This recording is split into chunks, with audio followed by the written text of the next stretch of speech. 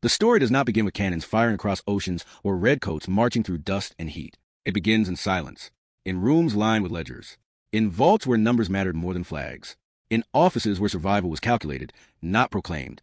Britain, an island empire facing mounting wars, rising imports, and shrinking reserves, needed money. Not later, now, and far away, across thousands of miles, India was generating at a scale few societies in history ever had. Think about that. While Britain projected power through ships and speeches, the real struggle was happening on balance sheets. This is the uncomfortable truth that rarely makes it into textbooks. Britain did not merely rule India. It depended on it.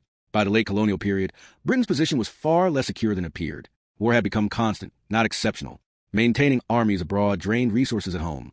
Industrial growth demanded raw materials that Britain could not fully supply itself. Food imports rose. Trade deficits widened. Gold and silver reserves became a quiet obsession. Every empire needs confidence in its currency. Once that confidence wavers, power follows. Britain understood this danger well. The solution was not found in innovation alone or in higher taxes at home. It was found offshore, embedded within the empire itself. India was not just a possession. It was an economic engine, one designed to run continuously, regardless of the human cost. India produced vast quantities of cotton, grain, jute, tea, and opium. It generated enormous tax revenues from millions of people who had little political voice. Those revenues were collected locally, often under coercive systems that left farmers permanently indebted. Yet the money did not stay where it was earned. It moved quietly through imperial channels. Indian taxes paid for British administrators, British soldiers, and British wars far from Indian shores. Indian exports earned foreign currency that never returned to Indian hands. Instead, those earnings were recorded as British income. On paper, Britain looked solvent. In reality, it was drawing life from elsewhere. Picture the movement. Ships leaving Indian ports heavy with raw materials. Cotton bound for mills. Grain bound for foreign markets. Opium shipped to balance trade elsewhere. Now, picture what is not returned. Silver, gold, capital investment, industrial infrastructure. The flow is one-directional. Wealth leaves India. Stability arrives in Britain. This was not accidental. It was designed. A system built to transform distance into dependency. India carried the weight. Britain carried the credit. The empire's survival depended on this imbalance, remaining invisible. The genius of the system was its quiet nature. There were no dramatic announcements. No single law that declared the transfer. Instead, it operated through routine, through taxation schedules, through trade rules, through currency arrangements that denied India monetary autonomy. Indian surpluses were not treated as Indian wealth. They were treated as imperial resources. Britain could spend them without borrowing at home, without inflating its own currency, without explaining the source to its public. Think about that. An empire funding its survival with money extracted from a colony, while presenting itself as self-sustaining. This is where the story turns uncomfortable. Britain's endurance during periods of crisis is often framed as evidence of resilience and discipline. But resilience built on external extraction is something else entirely. When Britain faced rising costs and declining competitiveness, it did not collapse. It adjusted the flow. More resources from India, tighter controls, greater pressure on colonial revenues. The pain was exported. The relief was imported. This was not conquest by sword. It was conquest by accounting. Imagine the contrast. In London, lights stayed on. Factories kept running. Wages were paid. The pound remained credible. In India, villages tightened belts. Crafts declined. Local industries struggled to compete with imported goods produced using Indian raw materials. The same cotton that left Indian fields returned as finished cloth, sold back at higher prices. The ledger balanced in Britain's favor every time. This was not trade between equals. It was a closed loop designed to ensure that value accumulation happened in one place only. The stakes were enormous. Without this system, Britain's wars would have been harder to finance. Its currency would have faced pressure sooner. Its global influence would have weakened faster. India became the silent guarantor of British power, a financial shock absorber. When Britain needed to pay foreign creditors, Indian export earnings filled the gap. When Britain needed to stabilize its trade accounts, Indian surpluses did the work. The empire's public face spoke of strength. The private numbers told a different story. Ask the central question now, before the narrative moves forward. Was Britain's survival the result of superior management and industrial brilliance alone? Or was it made possible by a colonial system that redirected another nation's wealth to cover its own vulnerabilities?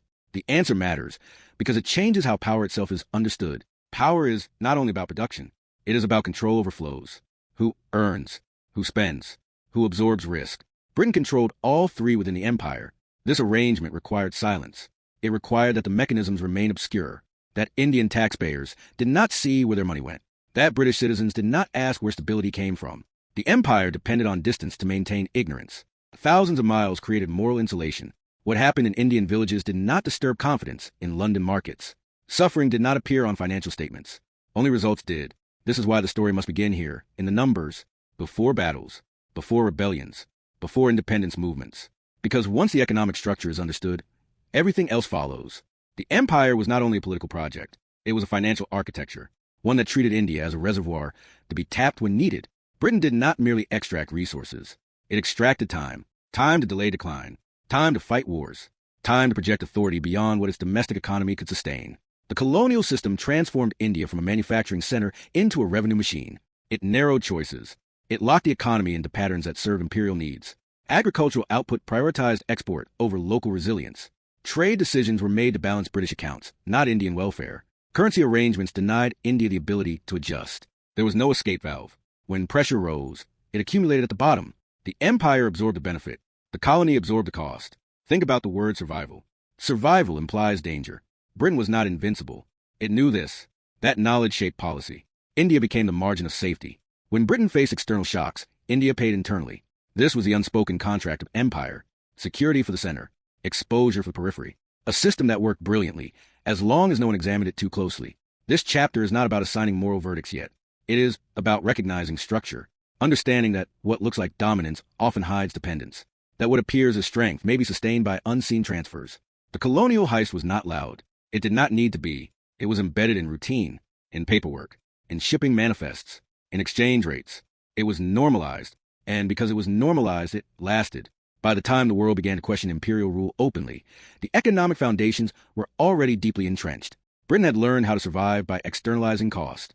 India had learned how little of its own wealth it controlled. The ledger told the story long before protest did. This is why the opening matters. Because before there was resistance, there was accounting. Before there was collapse, there was balance.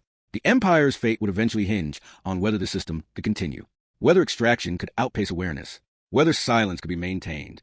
But for now, at the beginning of this story, the mechanism is running smoothly. Britain appears stable. India appears productive. The flow continues. The question is not yet being asked loudly, but it is forming, quietly, in the margins of the ledger. To the outside world, Britain looked unstoppable. Smoke poured from factory chimneys. Shipyards rang with steel and hammers. Ports moved goods day and night. London stood at the center of it all, a city where finance appeared effortless and authority felt permanent. The pound carried weight far beyond the island shores. British banks underwrote trade routes that spanned continents. Insurance houses priced risk for the entire world. On paper, it was a triumph of modern capitalism. The empire seemed to run on innovation, discipline, and industrial genius. That image was carefully cultivated and widely believed. But beneath the surface, the picture was less secure. Britain's industrial boom demanded inputs at a scale it could not supply alone. Cotton, food, timber, and other raw materials flowed inward in rising volumes. At the same time, wars drained the treasury. Naval dominance was expensive. Overseas garrisons consumed constant funding. Imports often exceeded exports. These were structural pressures, not temporary problems. For any other nation, such conditions would have threatened currency stability. For Britain, the threat was deflected elsewhere. The illusion of strength held because the costs were shifted beyond sight. India was central to this illusion. Once known for its own thriving manufacturing and trade networks, it was steadily restructured to serve imperial needs. Policies favored the export of raw materials over finished goods. Local industries faced restrictions or were undercut by imported products. Indian markets were opened wide to British manufacturers, while Indian producers faced barriers abroad. The result was a captive economy. India supplied. Britain processed. Britain sold. Value accumulated at the center. Dependency deepened at the periphery. Indian revenues were the quiet backbone of the system. Taxes were collected from millions of people across villages and towns, often with little regard for local conditions. These funds were not reinvested proportionally within India. Instead, large portions were allocated to imperial expenses. Armies stationed across Asia and beyond drew salaries funded by Indian taxpayers. Infrastructure that served export routes took priority over local needs. Even administrative costs flowed upward, supporting colonial bureaucracy that answered elsewhere. The money was Indian in origin. The benefits were imperial in destination. On the balance sheet, this arrangement performed wonders. Britain could present itself as fiscally disciplined while spending beyond what its domestic economy could comfortably support. Trade deficits that would have alarmed investors were offset by colonial surpluses. Payments to foreign creditors were made using earnings generated in India. The pound remained credible because pressure never fully reached it. Confidence was preserved through distance. What appeared as British prosperity was, in part, deferred Indian deprivation. The mechanism worked because it was quiet. There were no dramatic seizures announced in newspapers. No obvious moment of theft. Instead, there was procedure. A tax here, a trade rule there, a currency arrangement that fixed exchange in Britain's favor. Over time, these procedures hardened into structure. Indian export earnings were routinely used to settle Britain's global accounts. This practice became so normal that it faded into invisibility. British policymakers spoke of imperial efficiency. The numbers agreed. Few asked whose numbers they really were. Cities in Britain reflected this hidden advantage. Industrial centers expanded rapidly. Employment rose. Wages, while contested, were sustained by steady demand. Financial districts thrived on the predictability of imperial flows. Capital could be allocated with confidence because the empire smoothed volatility. When markets shifted, colonial revenues absorbed the shock. India functioned as an economic shock absorber, without recognition or consent. The empire looked self-sustaining because the strain was carried elsewhere. Meanwhile, the impact on India was profound. Traditional manufacturing sectors declined under pressure from imported goods. Skilled artisans lost livelihoods. Agricultural production was redirected toward export crops, often at the expense of food security. Local markets weakened as purchasing power eroded, yet the system continued to present itself as mutually beneficial. Official narratives spoke of modernization and order. Railways and ports were highlighted as progress. What remained unspoken was who those systems primarily served. The illusion of British strength depended on selective visibility. British citizens saw ships leaving ports loaded with goods bearing imperial markings. They saw financial stability at home. They did not see the accounting behind it.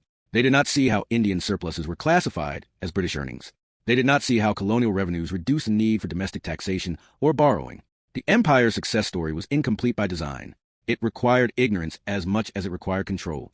Consider how power is perceived. It is often associated with production, with visible output. Factories, fleets, and buildings signal dominance. But power can also come from positioning. From standing at the intersection of flows. Britain positioned itself as a hub through which Indian value passed. By controlling trade routes, financial systems, and political authority, it ensured that value changed ownership along the way. What left India as earnings arrived in Britain as strength. This positioning insulated Britain from accountability. When hardship struck India, it was framed as local misfortune or natural limitation. When Britain prospered, it was credited to ingenuity. The connection between the two was rarely made explicit, yet it was constant. Manchester's mills depended on Indian cotton. London's financial confidence rested on Indian revenues. Imperial power was not only enforced by soldiers, it was reinforced by spreadsheets. The system's durability came from its adaptability. When one sector faltered, pressure shifted. If agricultural yields dropped, taxes were adjusted. If export prices fell, volumes increased. The goal was stability at the center. The periphery adjusted accordingly. This flexibility made the empire appear resilient. In reality, it concentrated fragility elsewhere. Britain avoided crisis by exporting it.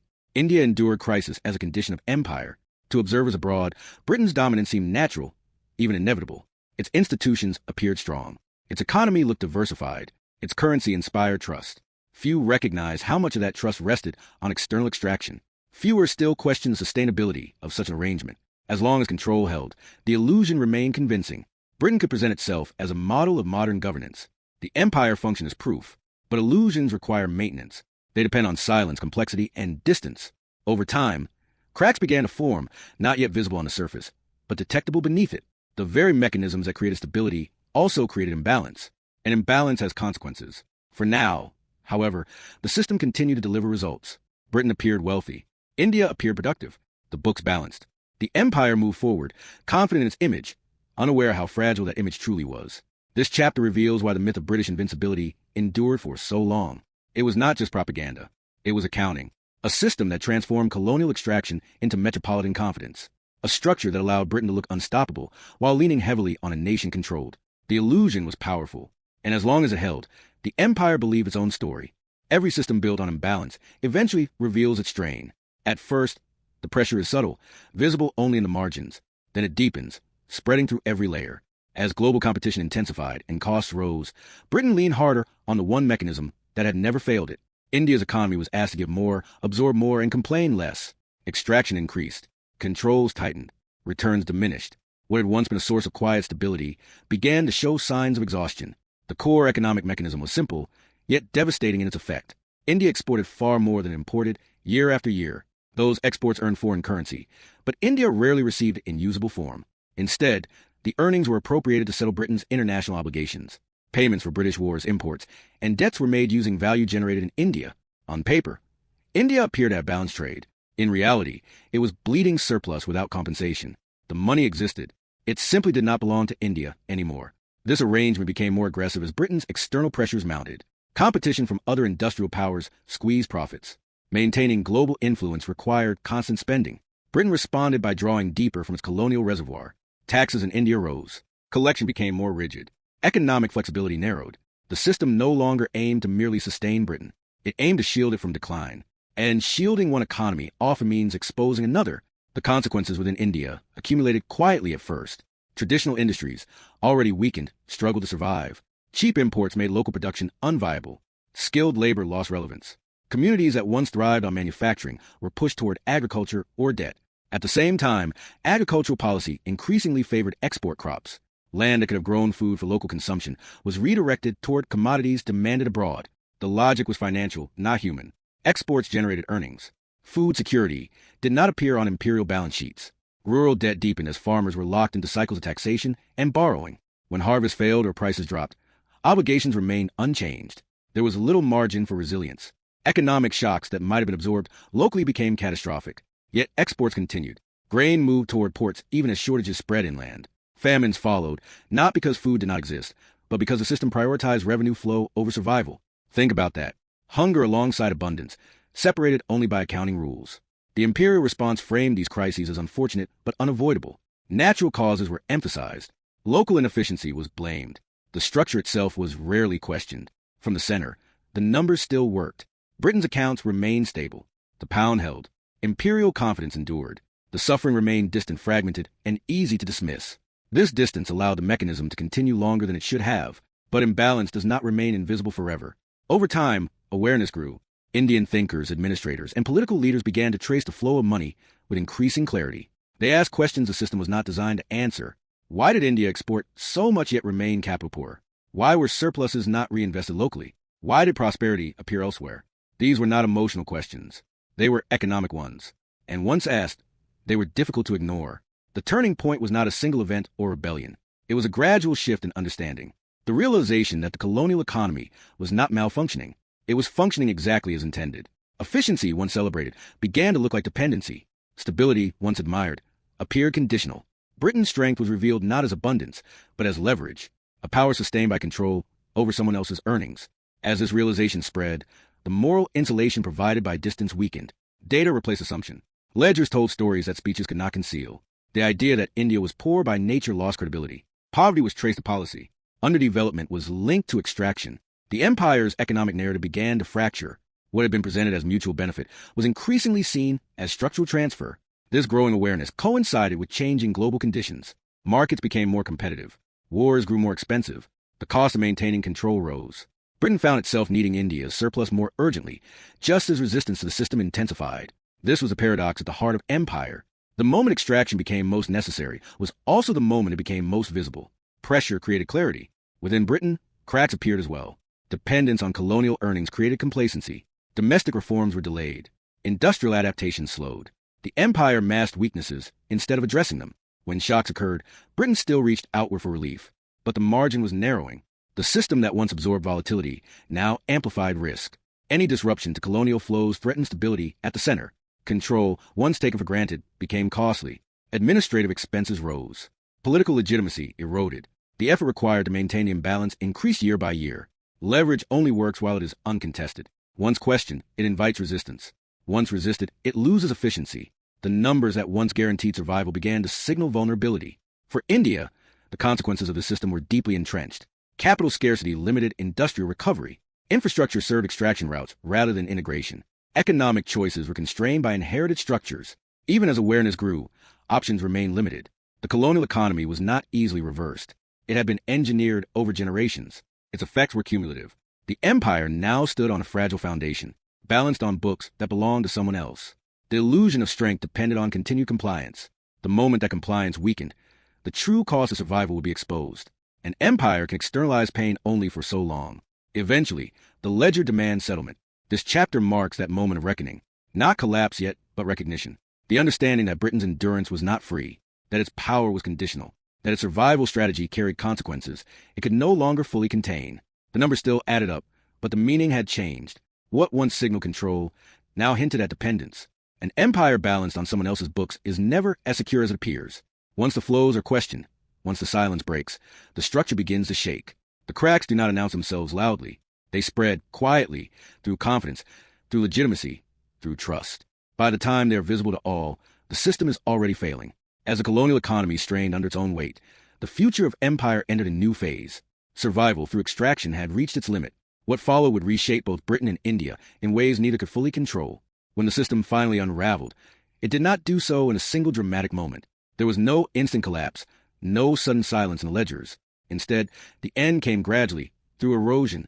Control weakened. Assumptions failed. The flows that had sustained Britain for generations became harder to enforce, more expensive to maintain, and increasingly contested. By the time political independence arrived, the economic reality had already shifted.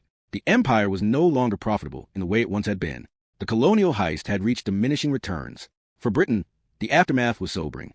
Without guaranteed access to Indian revenues and export surpluses, the country had to confront its own structural weaknesses. Trade imbalances could no longer be offset quietly. Currency pressures became real. Maintaining global influence required borrowing, negotiation, and compromise. The illusion of effortless dominance faded. Britain remained a major power, but it was now constrained by the same forces it had once redirected elsewhere. Adjustment replaced entitlement. Survival required internal reform rather than external extraction. India, meanwhile, inherited an economy shaped by decades of distortion. Industrial capacity had been weakened. Capital was scarce. Trade patterns were outward-facing and unbalanced. Infrastructure served ports more than people. The new nation faced the immense challenge of rebuilding an economic system designed for someone else's benefit. Independence did not erase these structures overnight. It exposed them. Growth was possible, but uneven. Recovery was slow, not because of a lack of effort, but because the starting point was constrained by history. The legacy of the colonial system extended beyond borders. It left behind a template, a way of organizing the global economy where value moves upward, risk moves downward, and complexity obscures responsibility. The names changed. The flags changed. The mechanisms endured. Trade imbalances became normalized. Debt replaced direct rule. Currency power substituted for colonial authority. Nations continue to survive crises by shifting costs outward. Others continue to pay without seeing the bill. Look at the modern world, and the pattern feels familiar. Supply chains stretch across continents.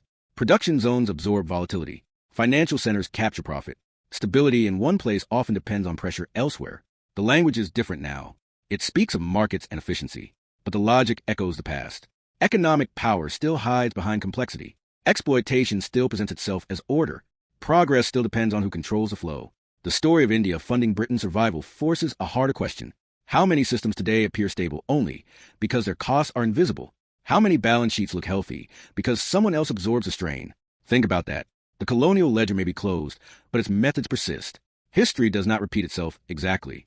It adapts. This is why this story matters now, not as accusation, but as understanding. Once the accounts are open, power looks different. Strength is no longer measured only by output or wealth, but by how it is sustained. The empire fell, but the lesson remained. Survival built on imbalance always carries a price. Eventually, it comes due. If this story reshaped how you see history in the world today, subscribe for more cinematic explorations of power, money, and hidden systems. And share this documentary with those who believe empires fall only on battlefields, not in ledgers.